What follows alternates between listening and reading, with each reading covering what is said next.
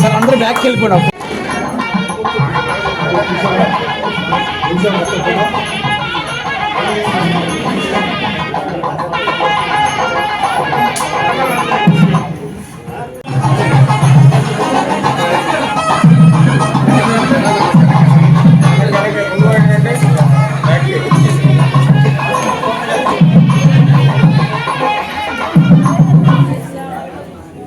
Practising in revenue colony Krishna maternity nursing home. నేను నా practice 1985 April 7వ తారీఖున స్టార్ట్ చేశానండి. ఈరోజుకి 40 సంవత్సరాలు పైన, 41వ సంవత్సరం. ఇప్పుడు మెయిన్గా ఏంటంటే గైనకాలజీ అండ్ ఆబ్స్టెట్రిక్స్, మిగతా బ్రాంచెస్ కాకుండా ఆడవాళ్ళు వాళ్ళ సమస్యలు, డెలివరీలు, మిగతా గైనిక్ ప్రాబ్లమ్స్, వీలైనంత వరకు కొంతమంది పిల్లలు, తర్వాత ఎక్కువ అయితే పిల్లల్ని వాళ్ళ స్పెషలిస్ట్ దగ్గర పంపించాం. యాజ్ సచ్ ఇప్పటికి దాదాపు ఈ 40 సంవత్సరాల్లో ఒక 25,000 డెలివరీలు పైన చేస్తుంటాను. పుస్తకంలో చెప్పిన కాంప్లికేషన్స్ అన్నీ కూడా దాదాపు చూడాల్సి వచ్చింది. కాకపోతే ఒకటి ఏంటంటే, మొదట్లో నేను అప్పుడు 85లో చేసినప్పుడు ప్రాక్టీస్ డాక్టర్లు పేషెంట్లు అవగాహన బాగుండేది, పేషెంట్లకు కూడా డాక్టర్ మీద నమ్మకం ఉండేది. కానీ ఈ మధ్యకాలంలో ఒక గత 5 సంవత్సరాలు 6 సంవత్సరాలు అవనివ్వండి, డాక్టర్లు అంటే పూర్తిగా జనాల్లో నమ్మకం పోయింది. అది దాన్ని తెచ్చుకోవాలి అంటే తిరిగి చాలా కష్టపడాలి. అది ఒక కారణం. దాని నుంచి ప్రాక్టీస్ చేయడం కూడా చాలా కష్టంగా ఉంటుంది. మేము మంచి చెప్పినా అది చెడుగా తీసుకోవడం, దానివల్ల చాలా కష్టంగా ఉంటుంది ప్రాక్టీస్ చేయడం కూడా. తర్వాత రెండోది ఏంటంటే, ప్రజల్లో కూడా మూఢనమ్మకాలు, ఆపరేషన్లు, డెలివరీకి ముహూర్తాలు, హాస్పిటల్లో జాయిన్ అవ్వడానికి ముహూర్తం, డెలివరీకి ఆయింట్మెంట్ పెయిన్స్ రావడానికి పెట్టడానికి ముహూర్తం, సీజర్కి ముహూర్తం, హాస్పిటల్ నుంచి వెళ్ళడానికి ముహూర్తం. ఈ ముహూర్తంలో మనం అసలైన వాల్యుబుల్ టైం పోతుంది చాలాసార్లు. మనం ఫ్రీగా పని చేయలేకపోతాం, ఫ్రీగా పేషెంట్కి ఏం కావాలో చేయలేకపోతాం. ఈ యుగంలో కూడా ఇంత మూర్ఖత్వం ఇంకా ప్రజలతో ఉంది అంటే, ఈ అవగాహన ప్రజల్లో తీసుకురావాలని, వాళ్ళకి ఇంకా ఎడ్యుకేషన్ పరంగా, డెలివరీ పరంగా మనం ఆరోగ్యమైన ఆహారం ఇవ్వడం, సరి అయిన టైంకి డాక్టర్ దగ్గరికి వెళ్ళడం, చూపించుకోవడం, సరి అయిన టైంకి ఇచ్చేయడం కాకుండా వీటి మీద అవగాహన ఎక్కువ కల్పిస్తే బాగుంటుందని ఉంటుంది. అప్పటికి మా దగ్గరికి వచ్చిన పేషెంట్లు కొంతవరకు మేము చెప్తూ ఉంటాము, కానీ అది ఎంతవరకు వెళ్తుంది అన్నది మేము చెప్పలేము. ఈరోజు ఏ సందర్భంగా మీకు సన్మానాలు చేశారు? ఈరోజు ఏ సందర్భంగా మీకు సన్మానాలు చేశారు మేడం? ఎవరు ఇదివరకు ఒకసారి ఐఎంఏ వాళ్ళు చేశారండి. ఇప్పుడు ఈ సన్మానం పొందడం వల్ల మీరు ఎటువంటి అనుభూతి పొందుతున్నారు? ఈరోజు పరిస్థితి వైద్య వృత్తి అంటే కొంతమంది భయపడి విమర్శలు చేసే స్థితిలో ఉంది. అంటే విధంగా సన్మానం చేస్తే ఆనందంగానే ఉంది, కానీ అది ఇంకొంచెం మా బాధ్యత పెంచుతుంది. వీళ్ళు బాగా పనిచేస్తున్నారు అంటే ఇంకొంచెం బాధ్యతగా ఇంకొంచెం చేసి ఆ పేరు నిలబెట్టుకోవాలి కదా, బాధ్యత పెంచుతుంది కదా. మీరు ఎటువంటి అనుభూతి పొందుతున్నారు? ఈరోజు వైద్య వృత్తిపై మీకున్న అనుభవం, ఈరోజు జరుగుతున్న పరిస్థితి వివరించండి సార్. ఈరోజు పూర్వానికి ఇప్పటికీ వైద్యం చేయాలంటే చాలా చాలా తేడా ఉన్నాయి. ఒకప్పుడు డాక్టర్లు 56 సంవత్సరాల క్రితం వైద్యం స్టార్ట్ చేసాము. అప్పుడు పేషెంట్ గురించి మేము అతను ఏమవుతాడో అని చెప్పి మేము బాధపడుతున్నాం. ఈరోజు కూడా అలాంటి అంటే మా బ్యాచ్లో ఉన్నటువంటి వాళ్ళు కూడా పేషెంట్ గురించి ఎక్కువగా బాధపడుతుంటారు. కానీ ఈరోజు మట్టుకు they are not caring much about the patients. ఎందుకంటే ఆ రోజుకి వాళ్ళకి ఆ డబ్బులు వస్తే సరిపోతుందేమో అని అనుకుంటున్నారేమో అని అనుకుంటున్నాను. కానీ వాళ్ళు ఎప్పుడు నేను అనుకుంటుంది పూర్వం రోజుల్లో మేము పేషెంట్ ఎక్కడికి వెళ్ళిపోయినా సరే నీకేమైంది, నీ జబ్బు తగ్గిందా లేదా, నువ్వు ఎందుకు రాలేదు నా దగ్గరికి, నేనేం చెప్పి పొరపాటు చేశాను, నేనేం పొరపాటు చేస్తాను నాకు చెప్పు, నేను సరిదిద్దుకుంటాను అని చెప్పి పేషెంట్ని అడుగుతుంటేవాళ్ళు. వాళ్ళు సార్ మీరు ఇచ్చిన వైద్యం మాకు బాగానే ఉన్నది, కానీ మాకు టైం దగ్గర మేము రాలేదు అని అంటుంటే అప్పుడు మాకు ఎంతో సంతృప్తిగా ఉండేది.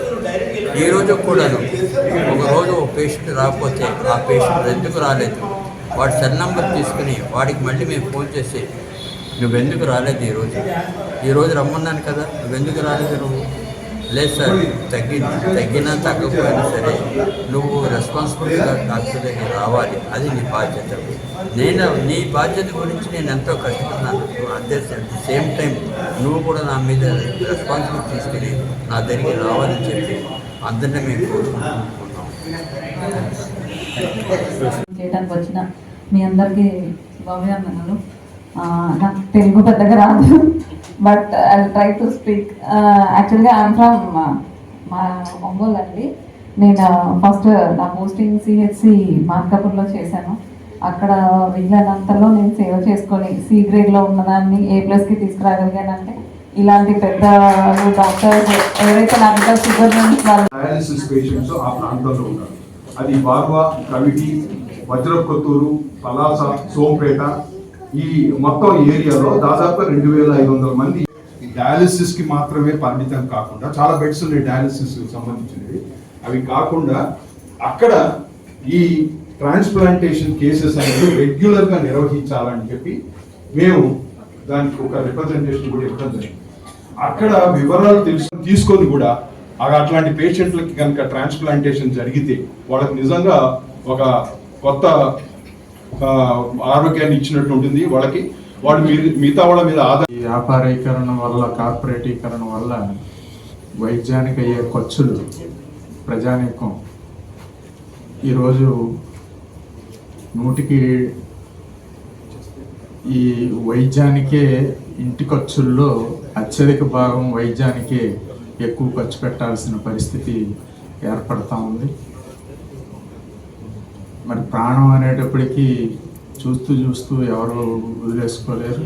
అప్పులైనా చేసి ఆస్తులైనా అమ్ముకునైనా ఈరోజు వైద్యం చేయించుకోవాల్సినటువంటి పరిస్థితి ఎదుర్కొంటూ ఉన్నారు. ముఖ్యంగా పేద మధ్యతరగతి ప్రజానీకం మీద పెద్ద ఎత్తున భారాలు పడతా ఉన్నాయి. కాబట్టి ఇట్లాంటి నేపథ్యంలో ప్రజలకి వైద్యం అందుబాటులో వచ్చేలాగా చేయాలంటే ప్రభుత్వం బాధ్యత తీసుకుంటేనే అది అవుతుంది. కాబట్టి ప్రజల మీద భారాలు పెరుగుతున్నటువంటి నేపథ్యంలో ఈ ప్రజా వైద్యం అనేది ప్రజా వైద్యశాలలు, వైద్యులు, డాక్టర్లు ప్రజలకి సేవా దృక్పథంతో చేసే అవసరం గతానికంటే ఇప్పుడు ఎక్కువ అవసరం ఏర్పడతా ఉంది. ఇట్లాంటి నేపథ్యంలో అసలు అనారోగ్యం పాలైతే డాక్టర్ గారి దగ్గరికి వెళ్తే డాక్టర్ గారు చేయి పట్టుకుని చూస్తేనే సగం జబ్బు తగ్గిపోతుంది. అంటే డాక్టర్ గారు చేసేటటువంటి ఆ అప్రోచ్, ఆ కౌన్సిలింగ్, దీని నుంచే సగం జబ్బు కుదుట పడుతుంది. ఆ రకమైనటువంటి దృక్పథంతో పనిచేసేటటువంటి అత్యధిక డాక్టర్లు ఉన్నారు, సేవా దృక్పథంతో చేసేవారు ఇప్పటికీ కూడా.